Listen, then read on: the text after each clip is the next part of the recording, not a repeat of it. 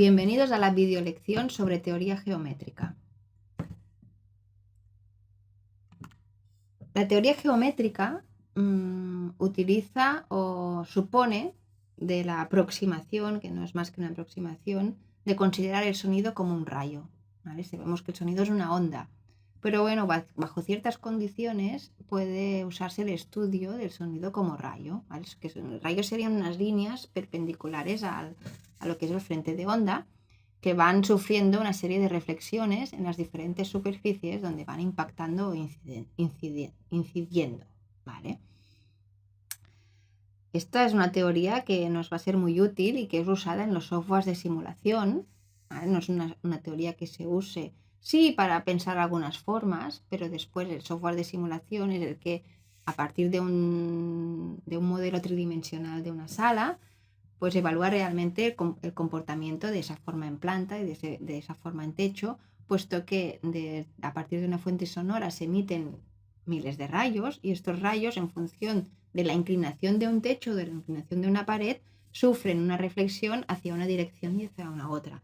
Se basa esta reflexión en la ley de la óptica geométrica y se llama reflexión especular. Ahora hablaremos de las propiedades de la reflexión especular, aunque todos lo sabéis. Cuando jugamos al billar estamos calculando una reflexión, ¿no? Cuando impactamos en la bola de billar hacia una pared y esa bola sale disparada hacia una dirección que nosotros ya preveemos cuando estamos apuntando. Eso es reflexión especular. ¿Qué nos dice esta reflexión especular, la reflexión de la óptica geométrica? Que es la misma que sufriría, pues he puesto el ejemplo de la bola de billar o de un rayo láser. Los rayos sonoros, incidentes y reflejados permanecen en el mismo plano, donde el ángulo de incidencia y el de reflexión son iguales, ¿vale? Respecto a la línea que sería la perpendicular en el punto de incidencia a esa superficie. Vemos aquí un ejemplo. Fuente sonora, vemos el plano de incidencia y de reflexión y vemos en esta línea discontinua la perpendicular al plano, al punto, a la superficie de incidencia de la energía, y vemos como el ángulo de incidencia es igual al ángulo de reflexión, con lo cual sabemos la trayectoria de la energía reflejada en esa superficie. En eso se basa la teoría geométrica o teoría de rayos, y a partir de aquí podemos calcular las trayectorias de la energía sonora hasta llegar a un punto receptor, habiendo decidido en 1, 2, 3, 4 superficies, las que sean, ¿vale? Muy bien. Esto siempre sucede así. ¿Podemos suponer que tenemos reflexión especular en las superficies de una sala? Pues hay dos condiciones. Una, estas superficies, sus dimensiones, ¿vale?, tienen que ser superiores a la longitud de onda de las frecuencias que yo estoy manejando, ¿vale? Como es una condición de máximos, pues tengo que ir a las longitudes de onda máximas, que son las que vienen marcadas por las frecuencias de trabajo mínimas. Si yo estoy haciendo cálculos desde la banda de octava de 125 Hz hasta 4000, pues mis frecuencias mínimas van a estar alrededor de estos 125 Hz, 100 Hz, 90 Hz, que es la frecuencia mínima de la banda de octava mínima, ¿vale?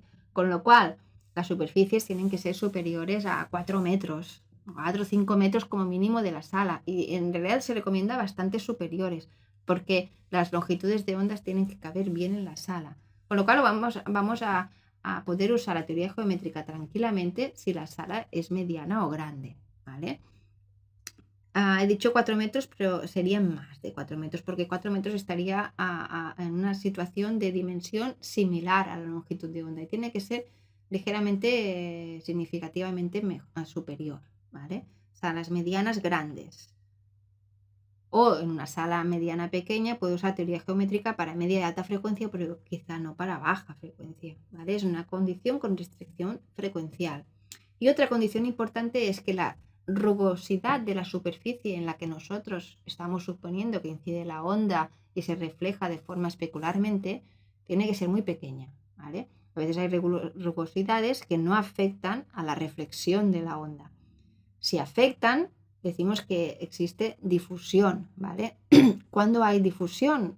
tenemos difusión cuando estas rugosidades son comparables a la longitud de onda. Por lo tanto, si hay rugosidades, que sean muy pequeñas, de forma que la onda ni las vea. Si se dan las dos condiciones, perfecto. Entonces son dos condiciones que afectan a dos márgenes frecuenciales diferentes. La primera condición afecta a la baja frecuencia. Quiere decir que en salas pequeñas, a baja frecuencia, la teoría geométrica pues a veces no puede aplicarse o da errores. Siempre lo que es simulación, a baja frecuencia, cuidado porque existe incertidumbre, ¿no? Y después, el caso de la difusión es para media alta frecuencia. Hay superficies que igual nos pueden crear una cierta difusión. Difusión es un repartimiento energético en múltiples direcciones y no son una reflexión especular, ¿vale?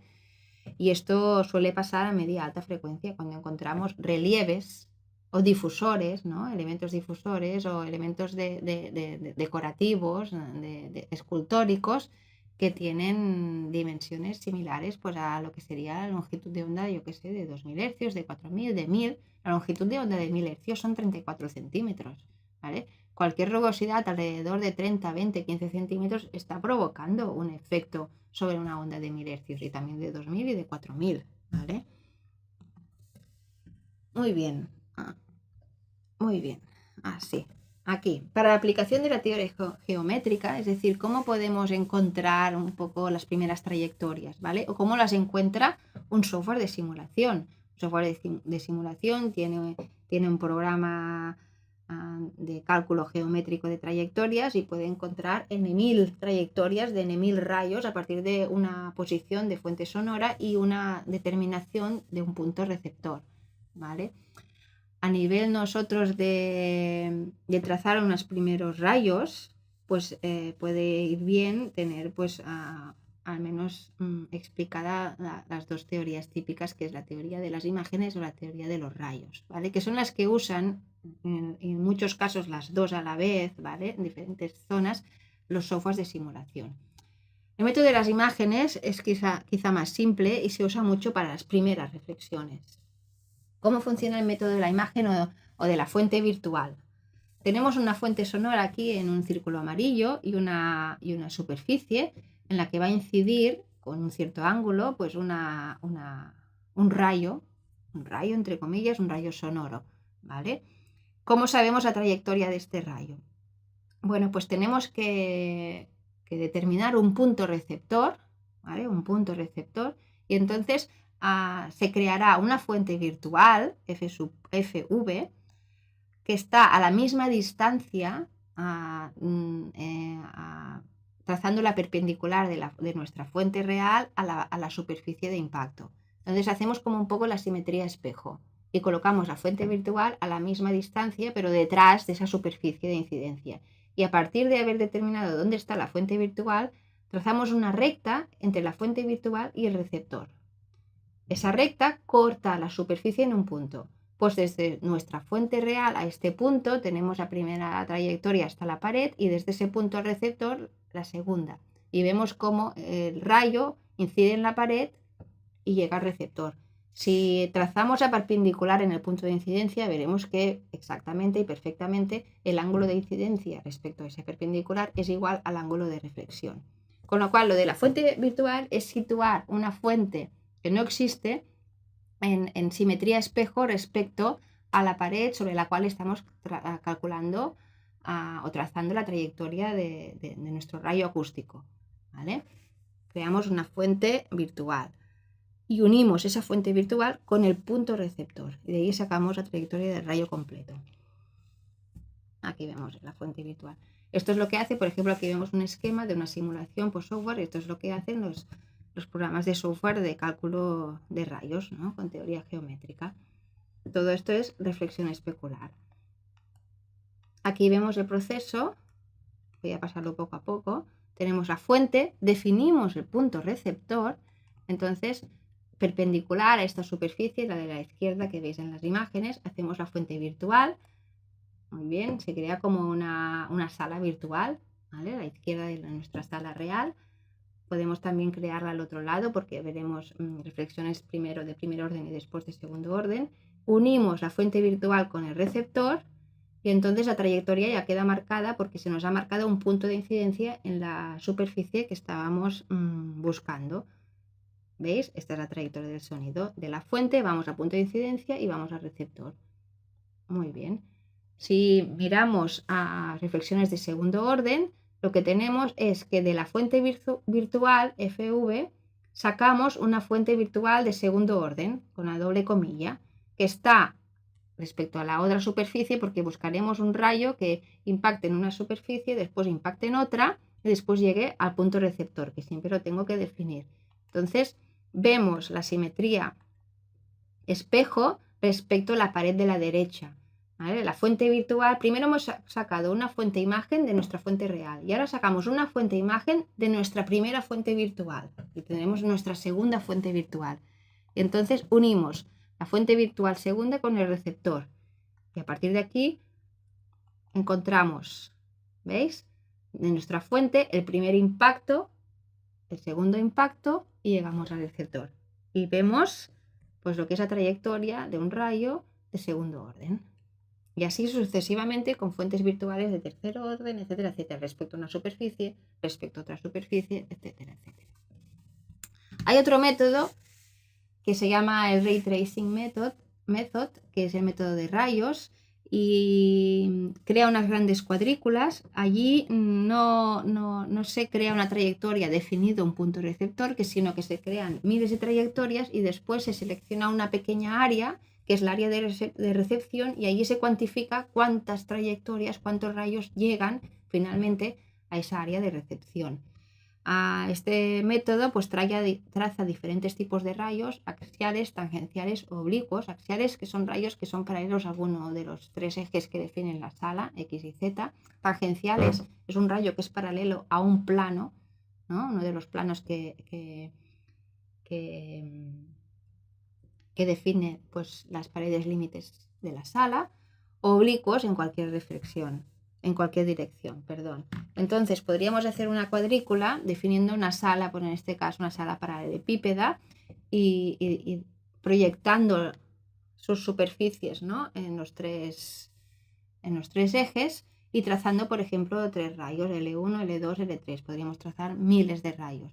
Y de alguna forma es como si este rayo que va atravesando cuadrículas, ¿vale? La cuadrícula se pliega y se vuelve a recuperar en la planta, ¿no? O en la superficie base primaria. Y allí, en todos los puntos de incidencia, si los marcáramos con un círculo, los que veis aquí en la proyección, en el dibujo, que quedarían marcados dentro de la sala, siguiendo por orden, primero la primera incidencia, después la segunda. Es como si la cuadrícula última, ¿vale? El rayo cuanto más largo se dibuje, pues más órdenes de reflexión tendremos, ¿no? De este mismo rayo. Y ya os digo, este rayo es un rayo oblicuo, ¿no? Trazado el L1, podemos trazar, o el software traza miles de rayos. Se va plegando la cuadrícula y se llega a la cuadrícula base, y de allí tenemos toda la trayectoria con todos los puntos de incidencia. Y al final, lo que se hace en esta teoría es no determinar un punto de recepción, porque es difícil, ¿no? Que un rayo exactamente llegue a un punto, sino una área de recepción. Con estas teorías es fácil ir encontrando las trayectorias de los diferentes rayos, ¿vale? Y ir sumando la contribución energética de cada uno de estos rayos. La contribución energética se puede sumar, siempre tenemos la contribución del directo más la contribución de todas las reflexiones. Lo que tenemos que partir es de la ecuación que veis aquí al final de esta diapositiva a la derecha, que intensidad acústica es presión eficaz al cuadrado partido por impedancia del medio es ρC, y también sabemos que la intensidad acústica es potencia acústica partido por superficie en la cual se está repartiendo esta potencia acústica. La intensidad acústica son vatios metro cuadrado, y el metro cuadrado del área de distribución es la superficie de una esfera, porque estamos hablando de fuentes puntuales y de propagación de ondas esféricas, con lo cual la intensidad acústica es siempre potencia acústica partido por 4πr cuadrado. Entonces, a partir de aquí, si queremos calcular la presión total, tendremos la presión que nos llega respecto del rayo directo, más la presión de todas las reflexiones una a una que se puede contabilizar discretamente. Un software las tiene todas, las miles de reflexiones que puede llegar a calcular en un momento, ¿no? Entonces, la presión directa, aislando de las ecuaciones que he citado, pues sale con la expresión que veis aquí, y la presión reverberante pues está afectada por una pérdida de potencia acústica, una pérdida de energía en función del coeficiente de absorción de cada una de las superficies sobre las que ha impactado ese rayo. Cada vez que un rayo impacta en una superficie, la energía reflejada ya no es la total, sino que está cuantificada por el coeficiente de reflexión. El coeficiente de reflexión es 1 menos el coeficiente de absorción. Se refleja todo lo que no se ha absorbido, ¿vale? Con lo cual, la potencia final pues viene a ser un productorio entre la potencia inicial y 1 menos el coeficiente de absorción tantas veces como incidencias ha sufrido un rayo en las diferentes superficies. En una superficie el coeficiente de reflexión es 1 determinado, 1 menos la absorción que tenga esa superficie, y en otra superficie el coeficiente es otro, ¿vale? Y se va acumulando esta pérdida energética multiplicando la potencia o la energía cada vez por los sucesivos coeficientes de reflexión, ¿vale? Que es el coeficiente de reflexión, que podríamos llamarle R sub pi, es siempre 1 menos alfa sub pi. Se refleja todo lo que no se absorbe. Se hace un sumatorio de presiones y es fácil hacerlo de esta forma discreta, rayo a rayo, sumando un rayo más otro rayo más otro rayo. La suma no es en valores absolutos, la suma siempre es en fase. Por eso está el fasor E a la J, K y la diferencia de caminos, ¿no? Tenemos una dependencia en función de la frecuencia, porque K es el número de onda, que es omega partido por C, donde también está incluida la velocidad del sonido, y la diferencia de caminos entre una trayectoria, otra, etcétera, etcétera. Bueno, esto es para que os hagáis una idea de cómo el software puede ir contando la contribución discreta de cada uno de los rayos, y al final puede sumar pues toda la contribución de toda la energía que llega a un punto determinado, toda la energía reverberante, toda la energía por reflexiones, hasta tantos milisegundos, ¿no? Porque esto también, pues, por distancia recorrida, pues esto llega a cada uno con un cierto retraso temporal, ¿vale? Y es fácil también calcular a partir de la distancia recorrida y de la velocidad de propagación a qué tiempo me llega esa reflexión, esa otra, etcétera, etcétera. Con lo cual yo puedo, o el software puede, reproducir un diagrama temporal de reflexiones o de ecos, ¿no? Por eso se llama esta representación ecograma. Yo discretamente voy colocando aquí al tiempo que me lleva a cada una de las reflexiones y al nivel de presión sonora, nivel SPL, con la que me llega cada reflexión. Y puedo ver pues esta textura, este patrón de reflexiones, si es adecuado, si no es adecuado, y a partir de aquí es fácil que un software calcule el D50, el C80, etcétera, etcétera, porque son todas las reflexiones hasta tantos milisegundos respecto al total o respecto a la segunda parte de tantos milisegundos hasta el final, etcétera, etcétera. Aquí vemos un poco lo que es la energía directa, que es la del primer rayo, y lo que es la energía de cada una de las reflexiones, ¿no? En función de la distancia recorrida, en función de los impactos que he tenido en las incidencias en las diferentes superficies, etcétera, etcétera. La presión total, pues una suma vectorial, ¿no? No en valores absolutos, no, sino teniendo en cuenta pues la fase. A la J, K y diferencia de caminos. K, como no sé si está aquí definido, es el número de onda, es 2pi partido por lambda o omega partido por C, ¿vale? Esto lo tenéis también explicado en los apuntes más detallado y en el tema de introducción a la acústica. Bueno, aquí tenéis la explicación de lo que acabo de comentar. Y veis aquí, por ejemplo, que en el trazado de rayos, como he comentado antes, el punto de recepción no es un punto, sino que es una área. Entonces, al final se contabilizarán todos los rayos que llegan a esa área, ¿no? Que de alguna forma pues entran en esa zona de recepción que uno puede definir.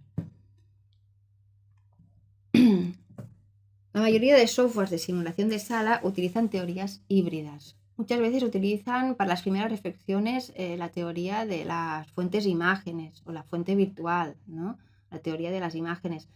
Para rayos de un orden más elevado, el ray tracing, la teoría de rayos. Y a veces también usan teorías híbridas en las cuales no usan un rayo, una línea, sino que utilizan haces. Haces que pueden ser cónicos o triangulares y que representan diferentes ángulos sólidos con los cuales cubren todo el espacio tridimensional, ¿vale? De la fuente sonora en todas las direcciones del espacio. Bueno, son programas geométricos que cada vez se van perfeccionando más y que ayudan a cubrir pues todo el área tridimensional de emisión sonora y todos los fenómenos de reflexión, partiendo siempre de una reflexión especular en las diferentes superficies de la sala. La teoría geométrica nos permite, a partir de estos algoritmos de cálculo de reflexión especular, controlar la forma de la sala. Vamos a ver algunos ejemplos. Por ejemplo, en planta. Estos son algunos casos de diferentes plantas de salas.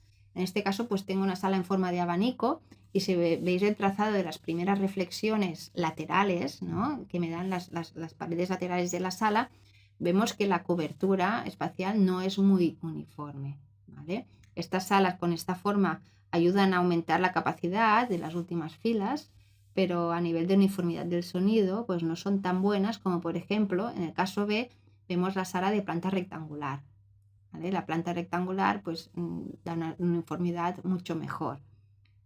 Como decía en otras lecciones, el shoebox shape, la sala en forma de caja de zapatos, pues es buena y funciona muy bien y es de las mejores, los mejores auditorios antiguos del mundo, antiguos de 1898, de 1900 y poco, son auditorios en forma de caja de zapatos.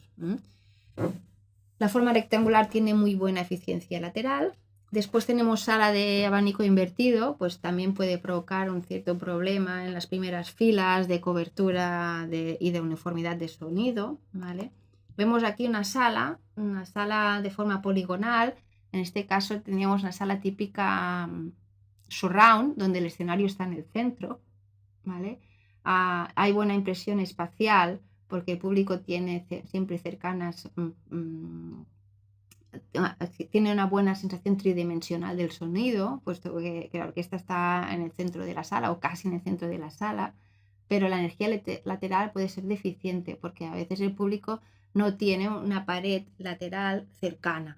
Y con las terrazas en las cuales se sitúa el público se intentan crear planos que den energía lateral. Ya lo veréis en algunas fotos. El caso típico y muy bueno es el Philharmonie de Berlín. Salas veis en forma de hexágono o incluso en forma de herradura, teatro de ópera, que se comentó también en alguna lección. Dan coberturas con una uniformidad no perfecta y que puede tener pues algunos puntos de concentración en detrimento de algunas zonas pues más en sombra acústica. Esto puede minimizarse con buenos diseños, ¿eh? El más fácil quizás es el shoebox, pero hay diseños de salas que no son rectangulares que también tienen una acústica buena o muy buena. Superficies curvas. La superficie curva, si nosotros delimitamos esta curva con mini polígonos rectos, ¿no?, podemos ver, aplicando la reflexión especular, que la superficie curva, buscando la tangente en el punto de incidencia, puede focalizar el sonido y puede concentrarlo en un punto. Si estamos cerca del centro definido por el radio de curvatura de esta superficie curva, esto puede ser un peligro, porque es una zona donde vamos a oír y a percibir perfectamente esta focalización, ¿eh? El sonido va a la superficie curva y nos retorna. O sea, vaya donde vaya de la superficie curva, siempre puede retornar en el centro. Esto es cuando la fuente y el receptor están en el centro de curvatura. Si la fuente y el receptor están fuera del centro de curvatura, pues la situación ya no es importante. Entonces, es importante ver cuando tengamos superficies curvas qué radio de curvatura están marcando estas superficies y respecto a este radio a qué distancia está el receptor y a qué distancia está la fuente. Si el radio de curvatura es pequeño, no nos tiene que preocupar. Si el radio de curvatura es grande, pues cuidado porque puede provocar focalizaciones importantes y cuidado porque puede provocar incluso algún eco flotante. Ahora veremos lo que es un eco flotante o flutter. En el fondo, a no ser que sean superficies curvas pequeñas, las curvaturas importantes son problemáticas acústicamente hablando, ya sea una curvatura circular perfecta o una curvatura elipsoidal, etcétera, etcétera. Aquí vemos, por ejemplo, un diseño de un techo que se llama equipotencial, que distribuye las reflexiones perfectamente en toda la zona de audiencia. Es un techo que parece curvo y uno podría decir, si es curvo puede ser problemático. Dos puntos importantes a comentar. Desde donde está situada la fuente sonora, que es de donde parten todos los rayos en el esquema que estáis viendo aquí, esta curvatura o esta variación de pendiente de inclinación progresiva del techo no es mala, ¿vale? El sonido se reparte bien en toda la zona de audiencia. Si nosotros colocamos la fuente sonora en otro sitio, esta curvatura puede dar problemas. En la mayoría de salas, las fuentes sonoras solo están en el escenario y no pasa nada. En una sala polivalente puede ser que las gradas se escondan, se plieguen y que se coloquen fuentes sonoras en otra zona que no sea la del escenario. Entonces hay otro patrón de reflexiones y se debe estudiar la sala desde esa nueva posición de fuente sonora. Y otro tema a comentar de este esquema que tenéis aquí es que una cosa es controlar que la energía llega bien en todas las zonas de la audiencia y otra cosa es controlar que la energía que sale del escenario también llega a los músicos, para lo que es la acústica del escenario, la acústica que perciben los propios músicos. Si tienen una buena acústica los músicos van a tocar bien, si los músicos tienen una mala acústica van a tocar mal. A veces la sala suena mal, no porque la sala sea mala, sino porque los músicos no acaban conjugándose bien, no acaban equilibrándose bien, músicos y director. Con lo cual, diseñar el techo de una sala está bien, pero en este caso de aquí es un ejemplo claro que el techo del escenario no es correcto para los músicos. Tiene una inclinación que toda la energía que va al techo del escenario va hacia la audiencia y no hay energía que regrese hacia el público. Con lo cual, a partir de cierta distancia, lo que es dentro del escenario, allí se tendría que rediseñar ese techo con una concha acústica, lo que sea bueno para los músicos también. No solo para la sala, sino para los músicos. Parte de la energía tiene que volver a incidir en el escenario. No solo se consigue energía en el escenario a partir del techo, también con las paredes laterales y del fondo del escenario. Todo en conjunción pues ayuda a que la acústica al final sea buena tanto en la audiencia como en el propio escenario. Aquí tenemos, por ejemplo, una respuesta impulsional. ¿Veis? Yo doy una palmada en una sala y puede ser que esta palmada se repita y lo oiga. Esto es un eco flutter o eco de aleteo, ¿vale? O flutter eco. Esto se puede dar en una superficie cóncava, como lo que tenéis en esta figura, ¿vale? Pues, si veis un poco este diagrama de reflexiones, entre dos puntos determinados se crea una trayectoria confinada que no sale de allí debido a esta concavidad. Entonces, una fuente y un receptor, dos personas hablando en estos puntos donde están los focos marcados en esta situación geométrica, puede ser pues que perciban este eco que va arriba y abajo y que siempre regresa al mismo lugar.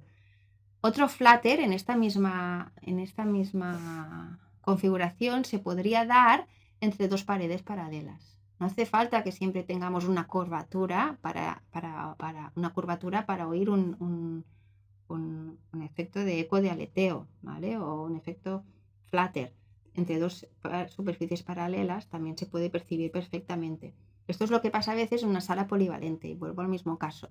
Cuando la fuente sonora está en el escenario, una sala rectangular, superficies paralelas, las paredes laterales paralelas, no pasa nada. Esas paredes laterales están dando reflexiones a todo el público, partiendo de que la fuente está en el escenario. Pero si la sala es polivalente y la fuente se coloca en medio de la sala, este paralelismo de paredes reflectantes pues crea problemas de eco flotante, y uno da una palmada en el centro de la sala y oye el eco, ¿vale? Con lo cual, tener en cuenta esto y saber dónde está ubicado en cada caso las fuentes y los receptores, si las fuentes son fijas o si pueden variar de posición en la sala en cuanto se varíe el uso de la sala o la configuración de la misma. Diseño de un techo equipotencial. Vemos aquí diferentes tramos de techo con diferentes inclinaciones para dar cobertura a diferentes zonas del público, siguiendo, por ejemplo, aquí está el método de las imágenes o de la fuente virtual, ¿vale? Muy bien. ¿Habéis visto? Vamos trazando los planos y después dibujamos la curva que define un poco estos planos. Siempre dejando un poco la última parte, la que está inmediatamente rodeando al escenario, para acabarla de controlar, teniendo en cuenta la acústica de los músicos. Aquí está esta cruz diciendo, ojo, que esta curvatura es buena cuando la fuente está en el escenario, pero que puede dar problemas si cambio la fuente de sitio. Aquí tenemos otro tipo de techo. Las formas convexas, cierta curvatura, una curvatura así, en forma de smile, ¿no? Sonriendo, no tiene por qué ser malas, pueden ayudar también a repartir la energía pues, en una determinada zona, ¿vale? Puede colocarse difusión en el techo y colocar planos quebrados en el techo, pero no está bien excederse en la difusión, ni de techo ni de superficies y paredes laterales, porque estas reflexiones especulares que estamos dibujando son necesarias para tener un refuerzo energético en la zona de audiencia. Si no existe este refuerzo energético, la audiencia pues le faltará nivel SPR, le faltará sonoridad o le faltará energía para llegar a una inteligibilidad mínima. El diseño acústico de salas es complejo porque según el tipo de sala y según el uso necesita una reverberación adecuada, y esa reverberación está alrededor de unos valores, y es malo pasarse de esos valores y es malo no llegar a esos valores. Es malo pasarse de reverberación, problemas de inteligibilidad, problemas de falta de definición, y es malo no llegar a la reverberación adecuada, porque entonces faltan reflexiones, el nivel SPR no es adecuado, no se oye bien, se oye muy flojo, etcétera, que puede ser un caso típico de teatros, ¿no? Se hacen demasiado secos y al final algunos teatros tienen que funcionar con los actores con un micrófono porque el nivel SPR no llega a los valores adecuados pues a partir de cierta distancia, porque no hay un refuerzo correcto de reflexiones, refuerzo energético. Y bueno, hasta aquí la sesión sobre teoría geométrica.